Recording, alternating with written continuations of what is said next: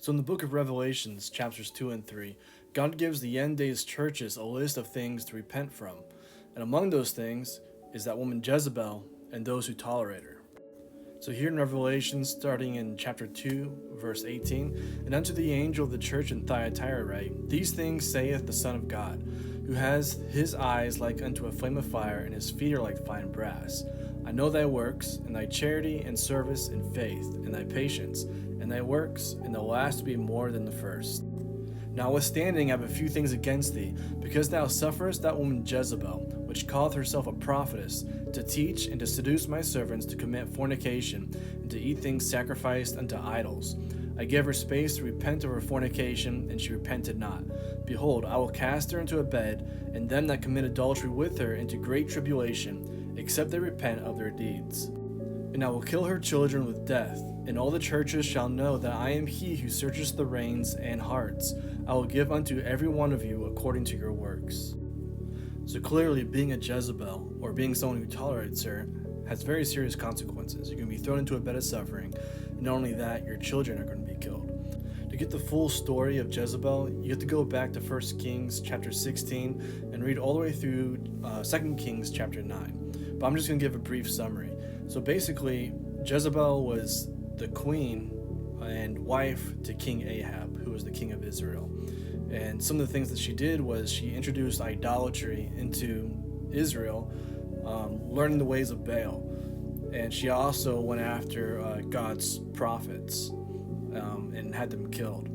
Elijah being one of her main adversaries. She was also known for wearing makeup and being manipulative to her husband and coveting his authority. And these are some of the characteristics and attributes of Jezebel. And we're going to learn some more about that in the New Testament, as well as some of the removed books.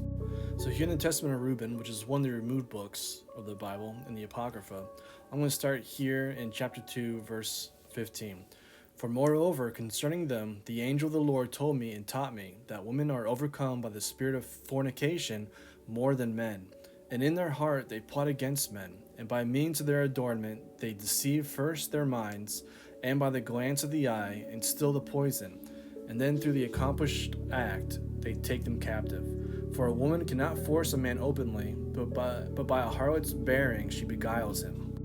Flee therefore fornication, my children, and command your wives and your daughters that they adorn not their heads and faces to deceive the mind.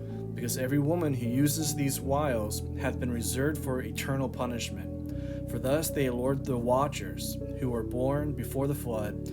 For as these continually beheld them, they lusted after them, and they conceived the act in their mind. For they changed themselves into the shape of men, and appeared to them when they were with their husbands. And just to quickly add to that, in the book of Enoch, here in chapter 8, it says, Moreover, Azazel taught men to make swords, knives, shields, breastplates, the fabrication of mirrors, and the workmanship of bracelets and ornaments, the use of paint, the beautifying of the eyebrows, the use of stones of every valuable and select kind, and all sorts of dyes, so that the world became altered.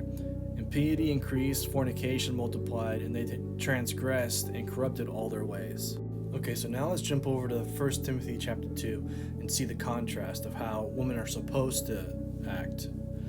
So here, starting in verse 8, I will therefore that men pray everywhere, lifting up holy hands without wrath and doubting. In like manner also that women adorn themselves in modest apparel, with shamefacedness and sobriety, not with broided hair or gold or pearls or costly array, but which becometh a woman professing godliness with good works. Let the woman learn in silence with all subjection. But I suffer not a woman to teach, nor to usurp the authority over the man, but to be in silence.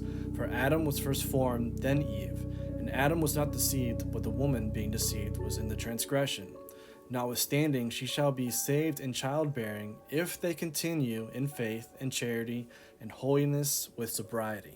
And now as another witness, let's go to 1 Peter chapter 3. So starting in verse 1, Likewise, ye wives, be in subjection to your own husbands, that if any obey not the word, they also may without the word be won by the conversation of the wives, while they behold your chaste conversation coupled with fear. Whose adorning, let it not be that outward adorning of plaiting the hair and of wearing of gold or putting on of apparel, but let it be the hidden man of the heart, that in that which is not corruptible, even the ornament of a meek and quiet spirit, which is in the sight of God a great price. For after this manner in the old time the holy women also who trusted in God adorned themselves, being in subjection to their own husbands.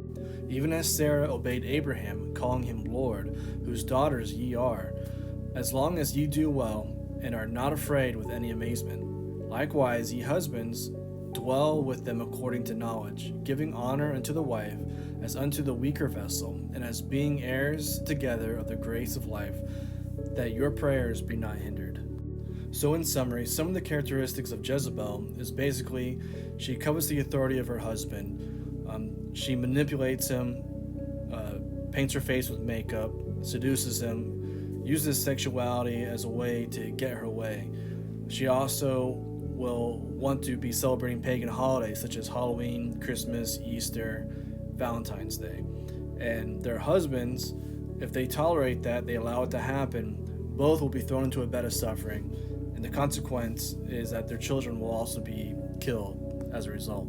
So in contrast to that, if you want to be a godly woman, start keeping the 10 Commandments, eat biblically clean. Those are the covenants of promise that Paul speaks about in Ephesians 2, verses 10 through 12. As well as be meek and humble. Get rid of the makeup on your face. Stop celebrating the pagan holidays and get into covenant. And you can lead by example and bring your husband into covenant as well. And you can teach them by asking questions. And this can draw your husband into obedience with the Most High. And Proverbs 31 is the perfect chapter for a woman to read if you want to learn how to be a godly woman. So if you're looking for fellowship, come to straightasthegate.net, and there's plenty of other women that you can fellowship with, and they'll teach you even more if you're interested.